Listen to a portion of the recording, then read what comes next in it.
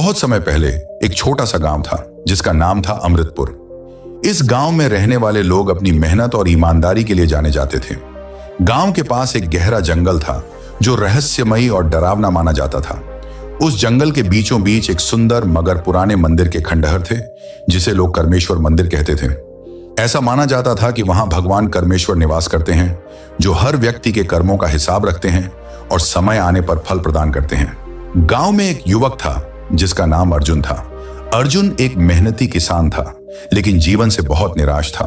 उसकी खेती बाड़ी में हमेशा नुकसान होता था।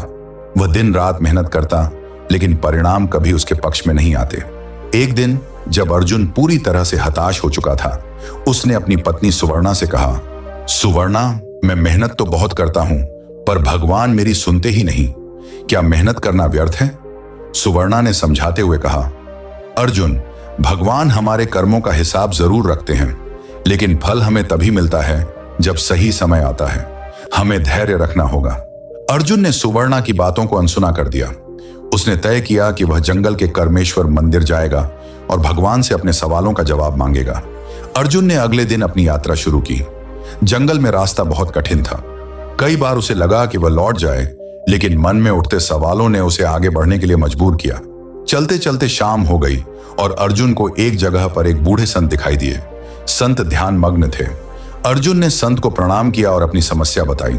उसने कहा, महात्मा जी, मैं बहुत मेहनत करता हूं, लेकिन मुझे कभी मेरे कर्मों का फल नहीं मिलता। क्या भगवान मेरी मेहनत को नहीं देख रहे?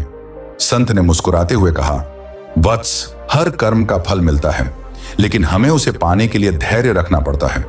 जो समय से पहले फल चाहता है, उसे कच्चे फल की तरह कड़वाहट मिलती है। सही समय पर ही फल मिलता है। अर्जुन ने संत से आगे का रास्ता पूछा और मंदिर की ओर बढ़ गया।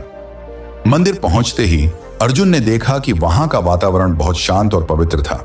उसने मंदिर में प्रवेश किया और भगवान से प्रार्थना की, हे भगवान कर्मेश्वर, मैं जानना चाहता हूं कि क्यों मेरे कर्मों का फल मुझे नहीं मिलता। क्या मेरी मेहनत व्यर्थ है? अचानक मंदिर के अंदर से एक गहरी आवाज आई, वत्स अर्जुन, तुम्हारे कर्मों का फल तुम्हें अवश्य मिलेगा, लेकिन हर फल के लिए एक उचित समय होता है। जब तुम्हारे कर्मों का परिणाम तुम्हारे लिए सबसे उपयोगी होगा, तभी वह तुम्हारे जीवन में आएगा। अर्जुन ने अपनी व्यथा बताई, लेकिन भगवान, मैं कब तक इंतजार करूं? मेरा धैर्य खत्म हो रहा है। भगवान ने कहा, वत्स, धैर्य ही सबसे बड़ा तप है। मैं तुम्हें एक कहानी सुनाता हूं। भगवान ने अर्जुन को एक राजा की कहानी सुनाई। एक समय की बात है, राजा अनिरुद्ध नाम का एक न्यायप्रिय शासक था। उसने अपने जीवन में हमेशा अच्छे कर्म किए, प्रजा की सेवा की और हर किसी के साथ न्याय किया, लेकिन कई वर्षों तक उसे अपने अच्छे कर्मों का फल नहीं मिला। उसकी प्रजा में अकाल पड़ा और दुश्मनों ने उसके राज्य पर आक्रमण किया।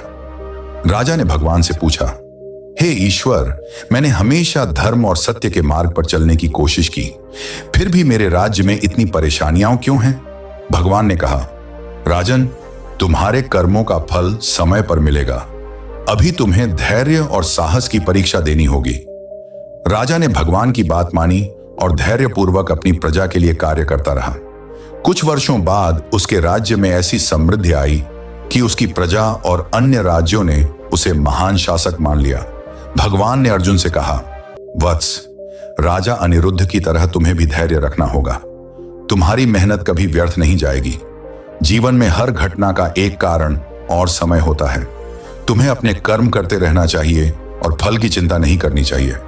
अर्जुन को यह समझ में आया कि उसे केवल कर्म करना है, फल की चिंता नहीं करनी चाहिए। मंदिर से लौटते समय अर्जुन ने महसूस किया कि उसकी सोच बदल चुकी थी। अब वह मेहनत को एक जिम्मेदारी के रूप में देखता था, न कि फल पाने के लिए एक साधन। घर लौटकर अर्जुन ने अपनी खेतीबाड़ी में दोबारा से ध्यान लगाना शुरू किया।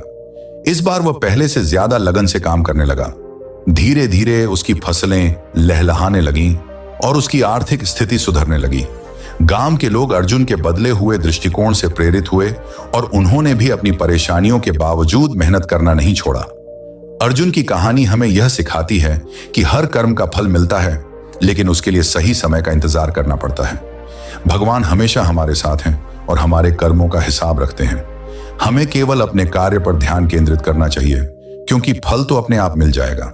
इसलिए धैर्य रखें, अच्छे कर्म करें और समय पर अपने कर्मों का फल पाने के लिए तैयार रहें। कर्म करो, फल की चिंता मत करो।